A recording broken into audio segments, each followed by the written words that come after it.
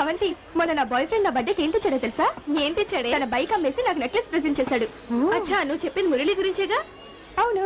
మరైతే హరీష్ తో తిరుగుతున్నావేంటే? మరి ఆ బైక్ కొంది హరీషే కదా. బయట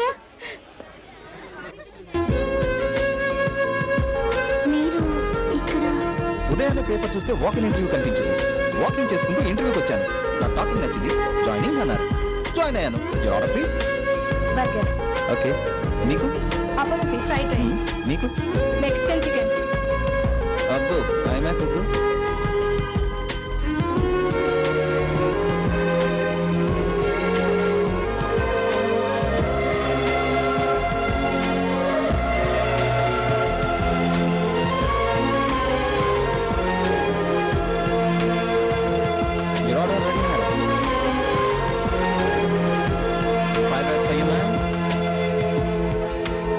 fish burger.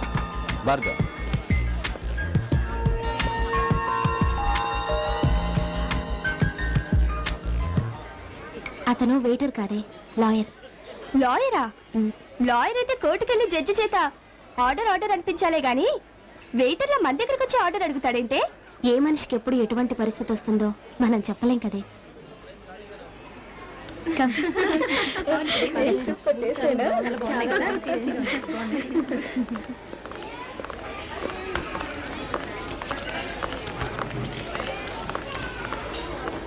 Excuse me. Hello, మిమ్మల్ని అండి. ఏంటి 500 ఎక్స్ట్రా ఇచ్చారు? టిప్పా? అవును. టిప్ 500 రూపాయలు వేశారంటే డెఫినెట్ గా మీరు నా మీద జాలిపడి ఉంటారు.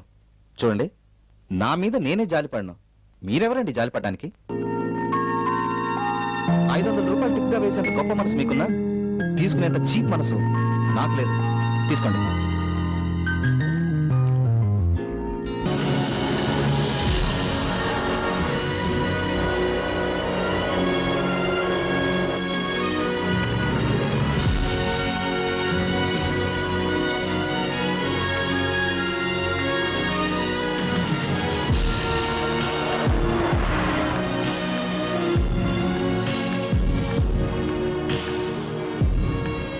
ఏమంటా దివ్య గారు? ఏంటండి మిమ్మల్ని ఇది మోసుకెళ్ళాలి కానీ మీరేంటి దీన్ని తోసుకెళ్తున్నారు? దీనికి కొంచెం హెల్త్ ప్రాబ్లం, మెకానిక్ దగ్గరికి తీసుకెళ్తున్నాను. ఏంటి ఫీవరా? మెడిసిన్ కోసం. సరే ఇవ్వండి, నేను తోసుకొస్తాను. అవసరం లేదండి, నాకు ఒకళ్ళ మీద ఆధారపడడం ఇష్టం లేదు. నా పని నేనే చేసుకోగలను. అబ్బా, మొన్న అన్నదాన్ని కౌంటరా? ఆహా, చాలా ఫాస్ట్ గా అర్థం చేసుకున్నారే. చూడండి, అక్కడ ఇది రెస్టారెంట్, మీరు కస్టమరు, నేను సర్వర్. ఇప్పుడు ఇది రోడ్డు, మన ఇద్దరం ఫ్రెండ్స్. అందుకే మీకు ఫ్రెండ్లీగా హెల్ప్ చేస్తానంటున్నాను. Any problem? ఏమన్నారు? మనం ఫ్రెండ్సా? అవును. ఒకరికొకరు హెల్ప్ చేసుకోవచ్చా? Of course. ఒకరికొకరు హెల్ప్ చేసుకోకపోతే ఫ్రెండ్షిప్ ఎందుకండి? హలో, ఏంటలా చూస్తున్నారు? అదే ఏం లేదండి. మీ చేత ఫ్రెండ్ అని అనిపించుకోవడానికే బండి ఆపాను. ఏం ఐడియా అండి, సూపర్. మీ ఫ్రెండ్ గా మీకు ఉద్యోగం చేశాను. ఏమండి, ఆ విషయంలో మాత్రం జోక్ చేయకండి ప్లీజ్. జోక్ కాదండి, సీరియసే. మీరు రేపు వచ్చి అపాయింట్మెంట్ ఆర్డర్ తీసుకోండి. రియలీ? స్వామి థాంక్స్. ఇదేంటండి, ఉద్యోగం నేను ఇప్పిస్తే థాంక్స్ దేవుడికి చెప్తారేంటి? ఏమండి, ఇప్పుడు గీతలో కృష్ణుడు ఏమన్నాడు? చేసేది నేనే, చేయించేది నేనే అని అన్నాడా లేదా? ఆయన దేవుడే పని డైరెక్ట్ గా చేయడండి, మీలాంటి బ్రోకర్స్ ద్వారా, మీడియేటర్స్ ద్వారానే చేస్తుంటాడు. మీడియేటర్సా? నా దృష్టిలో కాదండి. అయితే మిమ్మల్ని ఎక్కడ కలవచ్చు? రోడ్ నెంబర్ 9 బస్ స్టాప్ దగ్గర 10 o'clock వెయిట్ చేస్తూ ఉండండి, నేను వచ్చి పికప్ చేసుకుంటాను. ఓకే, 9 o'clock నుంచి వెయిట్ చేస్తానండి. బాయ్. రండి, డ్రాప్ చేస్తాను. భలే వారండి, మనకు ఆల్రెడీ లిఫ్ట్ రెడీగా ఉందండి. ఆల్రెడీ రెడీగా ఉందా? ఎక్కడా? మీరే చూడండి.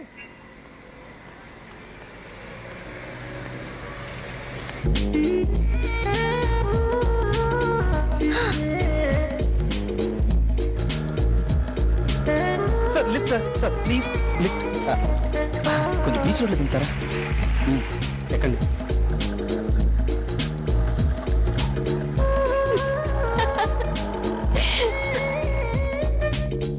తులసమ్మ నన్ను కాపాడు తల్లి, నా కోరిక తీర్చు తల్లి. అమ్మ తులసమ్మ.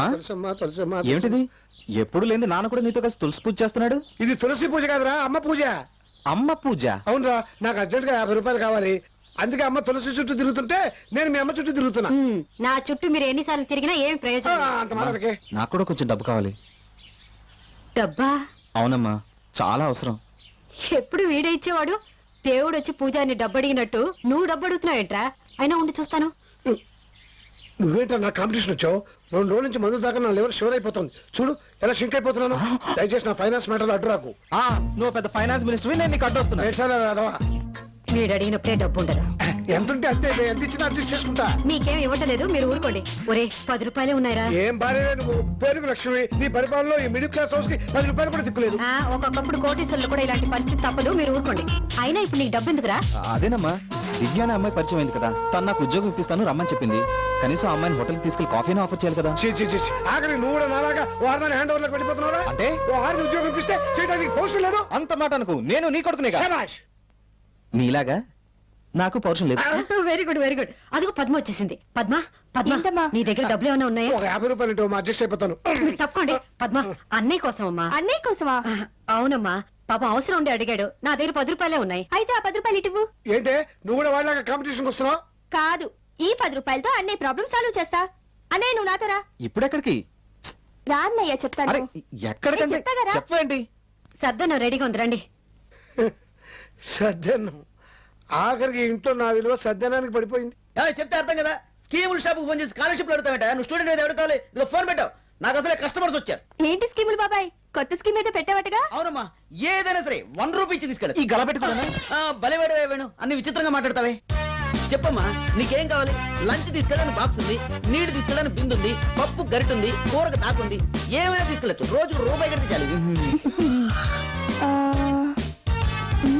నాకు ఈ బింది కావాలి. నేను అనుకుంటూనే ఉన్నానమ్మా. నీ ఏంటి సెలక్షన్ నాకు తెలుసు కదా. డబ్బిస్తానని దున్నుకుంటావేంటి? నీకు కావాల్సిన డబ్బేగా, కాసేపు ఆగు. బాబాయ్ ఆ బింది ఇవ్వు.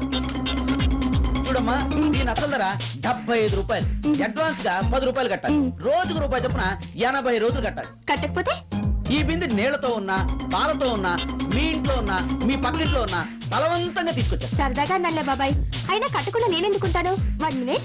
ఏయ్, ఇదిగోండి అడ్వాన్స్ 10 రూపాయలు.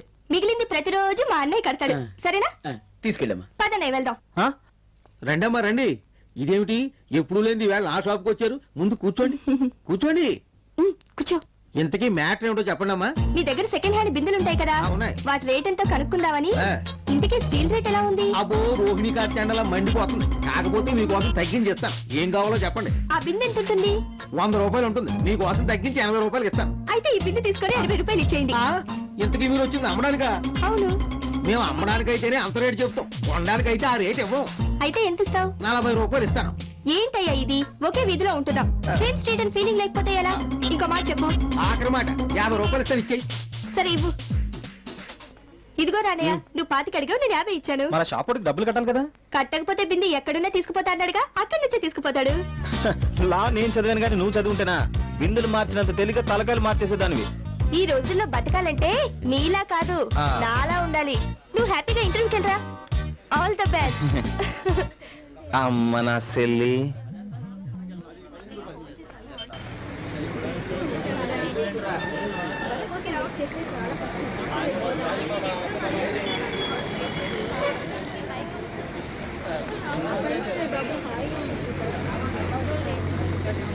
హలో, ఎవరి కోసం వెయిట్ చేస్తున్నారు?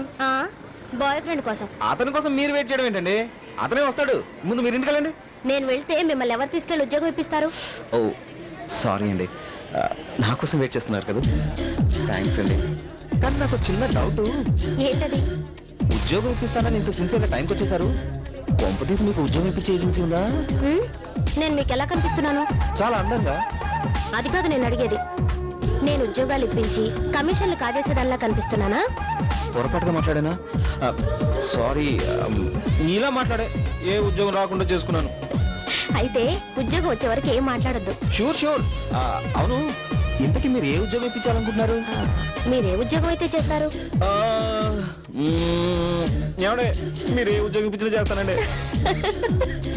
అయితే అడగడం ఎందుకు, నాతో రండి. పదండి. ఎక్స్ట్రాలు.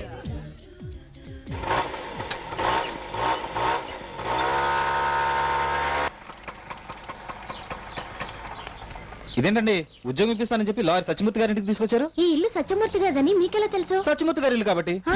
అదే మరి డిగ్రీ చదివే రోజుల్లో బాలకృష్ణ సినిమా ఆడే థియేటర్, లా చదివే రోజుల్లో లాయర్ సత్యమూర్తి గారి ఇల్లు మాకు దేవాలయాలండి. అయితే టికెట్ కొంటే మా యుగ స్టార్ బాలకృష్ణ సినిమా ఎన్నిసార్లైనా చూడొచ్చు, కానీ సత్యమూర్తి గారి దగ్గర జాయిన్ అవ్వాలంటే స్టడీస్ లో ఫస్ట్ మార్కులే కాదండి, సొసైటీలో కూడా ఫస్ట్ ర్యాంక్ ఉండాలి. మీరు ఇప్పుడు ఆయన దగ్గరే జూనియర్ లాయర్ గా జాయిన్ అవుతున్నారు. ఏరా ఉద్యోగం వచ్చిందా? ఇంటర్వ్యూ బాగా జరిగిందానే? కాయా పండా నువ్వు ఉండవే, వాడికి ఉద్యోగం ఎలా వస్తుంది? నీకెలా తెలుసు? వాడు ఫేస్ చూస్తే తెలియటలా వాడదాని కాఫీ టిఫిన్ కోసం నాకు మందుకు డబ్బులు లేకుండా చేశాడు. నా ఉసులు నా శాపం ఊరికెప్పకుండా రే ఆడదాన్ని నమ్ముకున్న ప్రతి మగాడు నాశనం అయిపోతాడు రా. ఏమైందిరా? నాకు ఉద్యోగం వచ్చిందమ్మా. నిజంగానా? అవునమ్మా, జూనియర్ లాయర్గా అపాయింట్ అయ్యాను. పోన్లేరా, ఆ దేవుడు మన కష్టాల నుంచి ఒడ్డున పడేలా చేశాడు. దేవుడు కాదమ్మా, దివ్య ఇచ్చిన మాట ప్రకారం ఉద్యోగం ఇప్పించింది. ఆ అమ్మాయి రుణం తీర్చుకోవాలంటే ఏం చేయాలి? కొన్ని రుణాలు తీర్చుకోలేమురా. ఆ అమ్మాయి ఎక్కడున్నా బాగుండాలి. కరెక్ట్ గా చెప్పావురా.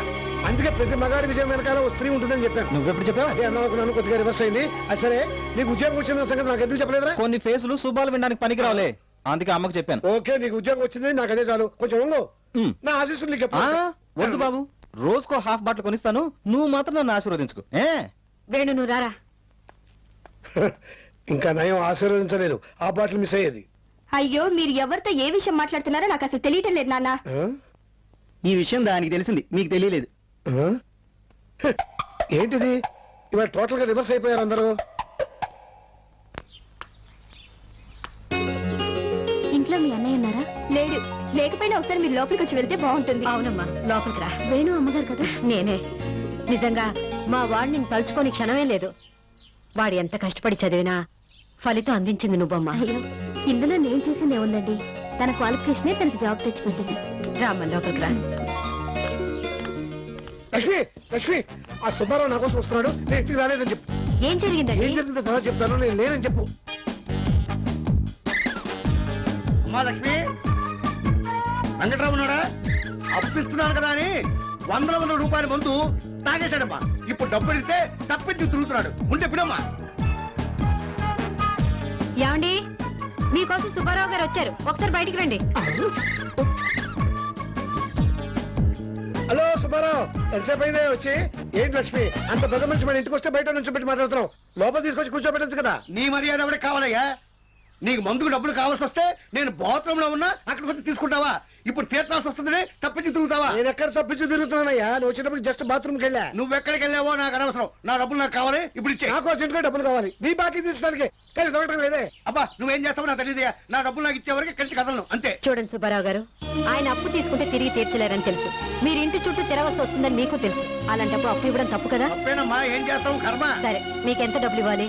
500. వారం రోజులు మా అబ్బాయి చేత మీకు ఆ డబ్బులు పంపిస్తాను, కానీ ఇదే ఆఖరిసారి. సరేనమ్మా, మీ మాట మీద నమ్మకంతో వెళ్ళిపోతున్నాను. డబ్బులు రాగానే పంపించేయండి. డబ్బులుంటే నేను మాత్రం ఉంచుకుంటానా? వెంటనే ఇచ్చేస్తాను. వెళ్ళు, మళ్ళీ రాకు. అదిగా లక్ష్మి, నేను ఇంట్లో నేనేం చెప్పమంటే నేను ప్రత్యేకంగా పిలిచి వాటి చిట్టిస్తావా? ఇదేనా భర్త మీద ఉన్న గౌరవం? చిచ్చి రాను ఇంట్లో నా మాట విలువ లేకుండా పోతుంది. ఇంకో క్వార్టర్ కొడితే కానీ నాకు విలువ పెరగదు. నాన్న కోపం వచ్చినట్టుందమ్మా, ఇంట్లో లేరనే చెప్పాల్సింది. ఈ రోజు ఆయన సంతోషం కోసం నేను అబద్ధం ఆడితే రేపటి నుంచి అది నాకు అలవాటుగా మారేలా చేస్తారాయన. భార్య భర్త చేసే తప్పుల్ని సరిదిద్దాలి, కానీ మరిన్ని తప్పులు చేసేలా ప్రోత్సహించకూడదు.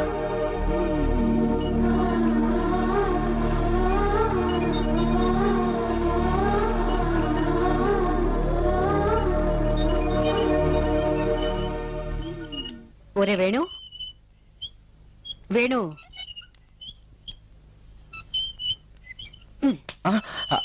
ఏమిట్రా ఆలోచిస్తున్నావు? దివ్యకేం చెప్పాలని? టీవీకి చెప్పడం ఏంట్రా? ఆ, నిన్న దివ్య నన్ను ప్రేమిస్తున్నానని చెప్పింది. సాయంత్రం లోపు తనని నేను ప్రేమిస్తున్నానో లేదో చెప్పమంది.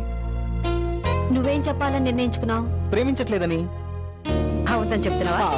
ఒరేయ్, అమ్మా, అది ప్రేమించడం లేదని చెప్పడానికి ఇంతగా ఆలోచిస్తున్నావంటే నువ్వు నిజంగా దివ్యను ప్రేమిస్తున్నావు అనమాట. అది కాదమ్మా, ఇప్పుడు మనం ఉన్న పరిస్థితుల్లో నాకు ప్రేమ ముఖ్యమని చెప్పు. తమ్ముడు చదువు పూర్తి కావాలి, చెల్లెలు పెళ్లి జరగాలి. అమ్మకు ఆరోగ్యం చెడిపోతే హాస్పిటల్ చేర్చాలి, నాన్నకు ఆరోగ్యం బాగుండాలంటే బ్రాంతి బాటిల్ సప్లై చేయాలి. ఎన్ని సమస్యలు రా నీకు. కదా? లేకపోతే ఏమిట్రా, ఇప్పుడు దివ్య ప్రేమ కాదంటే నీ సమస్యలన్నీ తీరాక మళ్ళీ దివ్య లాంటి అమ్మాయి దొరుకుతుందా నీకు చెప్పు? చూడు వేణు, అర్థం చేసుకునే ఆడపిల్ల భార్యగా దొరకడం మగవాడి అదృష్టం. పెళ్ళే ఇన్నేళ్ళైనా మీ నాన్న నాకు అర్థం కారు, నన్ను ఆయన అర్థం చేసుకోలేరు. అందుకే నీకు ఇన్ని సమస్యలు వచ్చాయి. ఎవరి జీవితం అయినా పెళ్లితోనే మలుపు తిరుగుతుంది. ఆ మలుపు అందంగా ఉండాలంటే ఓ మంచి తోడు కావాలి. అందుకే నా మాట విను, దీవి దగ్గరికి వెళ్ళి తన్ని ప్రేమిస్తున్నానని చెప్పు.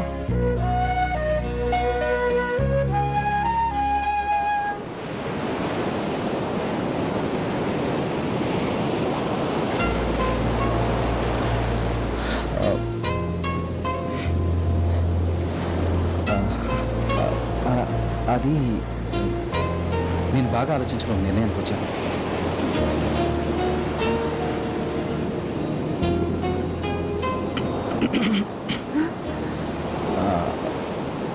I love you.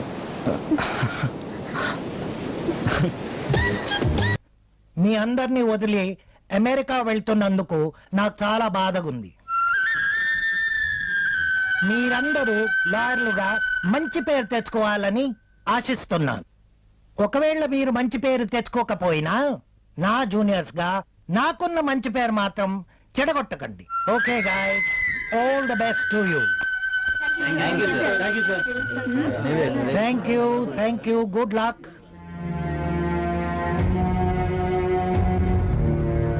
What is this? లే, ఏంటయ్యా ఇదంతా? లాయర్ అవ్వాలనుకున్న నన్ను మీ దగ్గర జాయిన్ చేసుకోవడమే కాకుండా నెలకి 3,000 జీతం ఇచ్చి ఎంకరేజ్ చేశారు. నేను మీకు ఏ విధంగా థ్యాంక్స్ చెప్పుకోగలను సార్? థ్యాంక్స్ చెప్పాల్సింది నాకు కాదయ్యా, దివ్యకి. ఆ అమ్మాయి నిన్ను లాయర్ గా చూడాలనుకుంది, అందుకే నా దగ్గర వచ్చి రిక్వెస్ట్ చేసి నిన్ను జాయిన్ చేసింది. నెల నెల నీ జీతం ఇచ్చింది నేను కాదయ్యా, దివ్య. దివ్య ఈ విషయం నీకు చెప్పొద్దంది, కానీ నేను వెళ్లే ముందైనా నీకు నిజం తెలియాలని చెబుతున్నాను. అనుక్షణం నీ అభివృద్ధిని కోరుకునే దివ్య లాంటి ఫ్రెండ్ దొరకటం నీ అదృష్టమయ్యా. దివ్య ఎవరో కాదు, ఈ సిటీ మేయర్ కూతురు. వేణు, దయచేసి ఆ మాట అనుకో. ఎన్ని అబద్ధాలు చెప్పింది నిన్ను ప్రేమించడానికి. నా ప్రేమ అబద్ధం కాదు. నేను మేయర్ కూతుర్ని అని తెలిస్తే చాలా మంది పరిచయం అయి ఉండేవాళ్ళు, కానీ నువ్వు ఇలాంటి మంచి వ్యక్తి నాకు పరిచయం అయి ఉండేవాళ్ళు కాదు కదా. అందుకే అబద్ధం చెప్పాను. జరిగిన దానికి సారీ చెప్తున్నాను.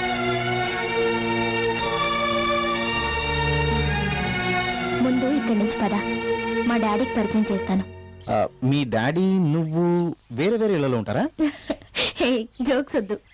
ఆయన ఇంట్లోనే ఉన్నారు. అయితే పరిచయం చేయి. ఆహా, కొద్దిసేపట్లో ఆయనకి రవీంద్ర భారతిలో సన్మానం. ఓహో, అక్కడికే వెళ్దాం. ఎందుకు?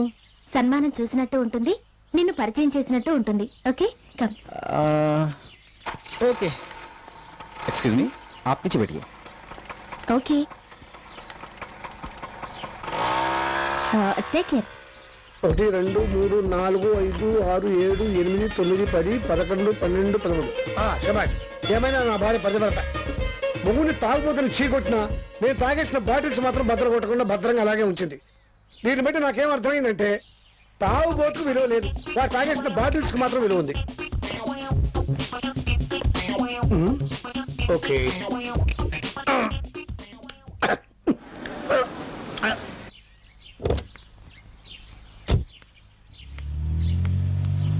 ఎవరు కావాలండి? లక్ష్మీదేవి గారు మీరే కదూ? మీరు ఇప్పటి వరకు అందరూ నా దగ్గరికి వచ్చి నన్ను పరిచయం చేసుకోవడానికి ప్రయత్నించడమే నాకు తెలుసు. నన్ను నేను పరిచయం చేసుకోవడం ఇదే మొదటిసారి. నేను ఈ సిటీకి మేయన్నమ్మా. మీతో కొంచెం మాట్లాడాలి. లోపలికి వెళ్దామా? రండి. రండి సార్, లోపలండి. చాలా సంతోషం సార్. కార్పొరేషన్ ట్యాప్ లో వాటర్ సరిగ్గా రావడం లేదని కంప్లైంట్ చేద్దాం అనుకున్నాను. కార్పొరేషన్ మా ఇంటికి వచ్చింది. కూర్చోండి. పద్మ, కాఫీ తీసురామా? లక్ష్మీదేవి గారు, మీ వారు ఖాళీగా ఉన్నారని తెలిసింది. తీసి కార్పొరేషన్ లో పని ఏమైనా ఇప్పిస్తారా సార్? ఈ వయసులో ఉద్యోగం ఏం చేస్తారు? అనుకున్నవన్నీ సరిగ్గా జరిగితే సెంటర్లో షాపు చూపిస్తాను, బ్రాందీ షాపు లైసెన్సు ఇప్పిస్తాను. Brandy shop license? అవును అవును, ఫారిన్ వెళ్ళాలనుకున్నది ఈ అబ్బాయే కదా? అనుకుంటే సరిపోతుందండి. అది ఏమైనా బిస్కీ బాట్ల 50 రూపాయలకి 100 రూపాయలకి రావడానికి వీసా రావాలంటే బోలెడంత డబ్బు ఖర్చు అవుతుంది. ఏం పర్వాలేదు, ఎంత డబ్బు ఖర్చైనా నేను భరిస్తాను. అబ్బాయి ఏ దేశం వెళ్ళాలనుకుంటే ఆ దేశం పంపించే బాధ్యత నాది. కాఫీ తీసుకోండి. తీసుకోండి. అవును, అబ్బాయి వెళ్లే ముందు అమ్మాయి పెళ్లి కూడా చేసేస్తే చూసే వెళ్తాడు. నిజమే సార్. మరి సంబంధాలు దొరకాలి, కుదరాలి, కలవాలి, జరగాలి. అమ్మాయి లక్షణంగా ఉంది. మంచి సంబంధం చూసి ఎంత కట్నమైనా సరే ఇచ్చి గ్రాండ్ గా నేనే పెళ్లి జరిపిస్తాను. ఓట్లు వేసి గెలిపించినందుకే ఇన్ని సమస్యలు తీరుస్తామంటున్నారు. సారీ సార్, ఆ రోజు మందులో ఉన్నాను. మీకే వేశానో ఇంకెవరికి వేశానో తెలీదు. ఇంతకీ మీరే పని మీద వచ్చారో చెప్పనే లేదే.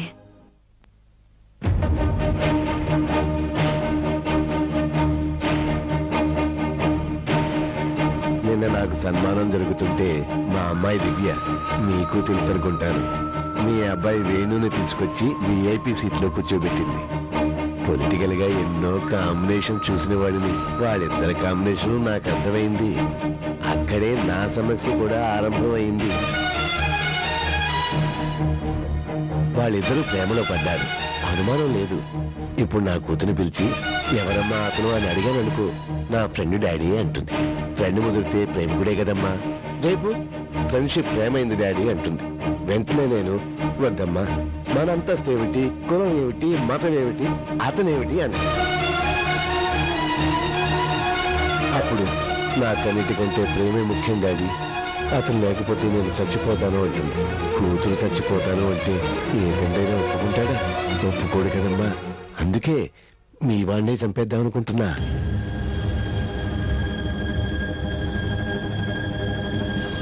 బాధపడకమ్మా, బిడ్డను చంపుతానన్న సంగతి ముందుగా తొలగి చెప్పటం ధర్మం కదా. రాజకీయ నాయకుడి జీవితానికి మద్దర్లే మైలురాళ్ళు. కానీ ఒక మద్దరు కూడా చేయకుండా పొలిటికల్ గా పైకొచ్చిన వ్యక్తిగా నాకు క్లీన్ సర్టిఫికెట్ ఉంది. అయినా నా కూతురు భవిష్యత్తు కోసం ఫస్ట్ టైం మీ అబ్బాయిని మద్దతు చేయిద్దామనుకుంటున్నా. రేపు మీ అబ్బాయి ఏ రోడ్డు మీదో నడిచి వెళ్తుంటాడు. 2 నిమిషాల్లో నెంబర్ లేని లారీ వచ్చి గుద్దేస్తుంది. ఇక మామూలే, రక్తం అడుగుల్లో శవం, పేపర్లో ఫోటోలు, పోలీసు దర్యాప్తులు, యాక్సిడెంటల్ డెత్, ఫైల్స్ క్లోజ్. చూడమ్మా, ఏ తల్లైనా కన్న కొడుకు తనకు కొరువు పెట్టాలనుకుంటుందే కానీ కొడుక్కి కొరువు పెడుతుంటే చూస్తూ బతకగలదా? బతకలేదు. నీ కొడుకు ప్రాణాలతో ఉండాలంటే నే చెప్పినట్టుగా చేయాలి. మీ అబ్బాయి మా అమ్మాయికి దూరం కావాలి. వాళ్ళిద్దరూ శాశ్వతంగా కలవకూడదు. మీరు నాకు ఈ సాయం చేస్తే మీ అందరి జీవితాలు హాయిగా గడిచిపోయే ఏర్పాట్లు చేస్తాను. ఒక అమ్మగా ఆలోచించుకో.